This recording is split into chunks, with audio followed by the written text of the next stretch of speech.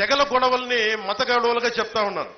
నేను మీకు మాట ఇస్తున్నా, మీ మీద ఈగ వాలితే ముందు నేను వచ్చి నిలబడతాను మీకు. అందుకని వీళ్ళు చెప్పే మాటలు కూడా నమ్మకండి. అలాగే క్రిస్టియానిటీకి సంబంధించి పాస్టర్ల గారికి, రెవరెండ్స్కి నేను చాలా సభల్లో చెప్పాను, ఇంకోసారి చెప్తా ఉన్నాను, మత ప్రచారం మీకు స్వేచ్ఛ ఉంది. నిన్న రాజానగరం సభలో కూడా చెప్పాను, మత ప్రచారం చేసుకునే స్వేచ్ఛ సంపూర్ణంగా ఉంది. జూలియా రాబర్ట్స్ లాంటి ఒక క్రిస్టియన్ మతంతో పుట్టిన వ్యక్తి హిందూ మతానికి మారినప్పుడు ఇక్కడున్న ఎవరైనా సరే స్వేచ్ఛగా మారడానికి ఎవరికి ఇబ్బంది లేదు. నేను అన్నది ఒక్కటి, తిరుపతిలో, తిరుమలలో అన్యమత ప్రచారం మంచిది కాదు, దానికి సంబంధించి మాట్లాడాను తప్ప రాజ్యాంగం అదే చెప్తుంది. ఎవరి మతాల్ని, బాబాసాహెబ్ అంబేద్కర్ గారి స్ఫూర్తి రాజ్యాంగం ఎలా ఉంది అంటే ఎవరి మతాల్ని వారు ప్రచారం చేసుకోవచ్చు. కానీ ఎక్కడ అంటే మస్జిద్కి వెళ్ళి హిందూ ధర్మాన్ని ప్రబోధించకూడదు, చర్చికి వెళ్ళి హిందూ ధర్మాన్ని ప్రబోధించకూడదు, అలాగే హిందూ దేవాలయాలకు వెళ్ళి అన్యమత ప్రచారం చేయకూడదు. అదే నేను అంది. ఇది తప్పైతే నన్ను ఉరిదీసేయండి, అది నేను ఈ విధంగా అయితే నన్ను చంపేసేయండి. నేను మాట్లాడుతుంది నేను కన్వీనియంట్ గా మాట్లాడట్లా, రాజ్యాంగం ఏం చెప్పిందో అదే మాట్లాడుతున్నా. అలాగే ఈ విధంగా నేను తప్పు అయితే మీరు నన్ను మనస్ఫూర్తిగా అర్థం చేసుకోండి. నేను మటుకు ప్రచారం ఎప్పుడు తప్పని చెప్పలా. క్రిస్టియన్ ఫాదర్లకి, రెవరెండ్స్కి మనస్ఫూర్తిగా నేను తెలియజేసుకుంటా ఉన్నా, మీరు ఓట్లు ఎవరికైనా వేసుకోండి, అది నాకు ఇబ్బంది లేదు. ఈ మాట మాట్లాడితే ఓట్లు పోతాయి, ఈ మాట మాట్లాడితే ఓట్లు తగ్గుతాయి, నాకు భయం లేదు. I will always stand for right. ఏది సరైందో అదే చేస్తాను, నేను దానికే నిలబడతాను. కులాలకి, మతాలకి, ప్రాంతాలకి అతీతంగా పనిచేసేవాడిని. దయచేసి అందరూ ఈ వైసీపీ ట్రాప్ లో పడకుండా అందరూ పెద్ద మనసుతోటి కూటమిని అర్థం చేసుకొని భారీ మెజారిటీతో, చిన్న మెజారిటీ సరిపోదు, భారీ మెజారిటీతో గెలిపించండి. రేపు నాయకర్ గారు నామినేషన్ వేస్తా ఉన్నారు, వారికి అఖండ స్వాగతం పలికి ఆయన అందరూ నామినేషన్ వేయించండి.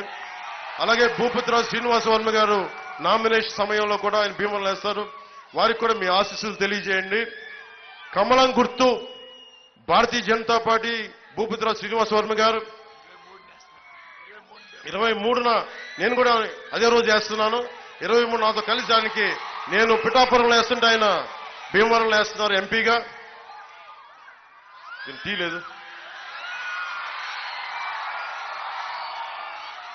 ఈ దీంట్లో మీరు ముంచే కొద్దీ ప్రేమ ఉంటుంది, పగిలే కొద్దీ పదునెక్కుద్ది, దాహం తీరుస్తుంది, శత్రువులకి ఆయుధం ఇది.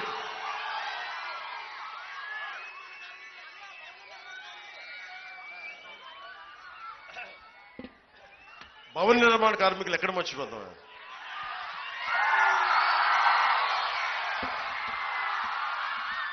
భవన నిర్మాణ కార్మికుల భవిష్యత్తుని ఇంతకుమించి ఇంకేం చెప్పన్నారు చెప్పండి. పోరాటం మీతో స్టార్ట్ చేశారు, వైసీపీకి వ్యతిరేకంగా పోరాటం మీతో భవన నిర్మాణ కార్మికుల కోసం స్టార్ట్ చేశారు. రాగానే భవన నిర్మాణ కార్మికుల సమస్యనే పరిష్కారం చేస్తాం. ఒక మనస్ఫూర్తిగా అన్ని సమస్యలకి, ఎందుకంటే అన్ని సమస్యలు ఒక రోజు ప్రస్తావించలేం కాబట్టి పెద్ద మనసుతో అందరి నేను అడ్రస్ చేస్తాను. మీ ఆశీస్సులు ఉండగా నాకు ఆరోగ్యం అవుతుందా, బలంగా ఉంటున్నా. అందుకని ప్రతి ఒక్కరికి ధన్యవాదాలు తెలుపుకుంటూ, వస్తుంది మన ప్రభుత్వం, మన కూటమి. మీకోసం సేవకున్నా, నేను మీ అందరి సేవకుణ్ణి.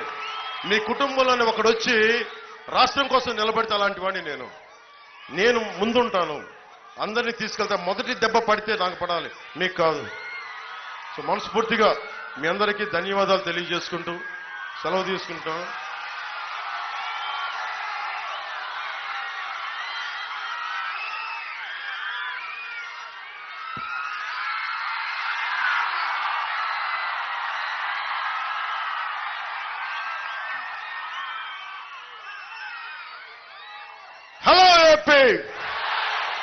Hello, AP!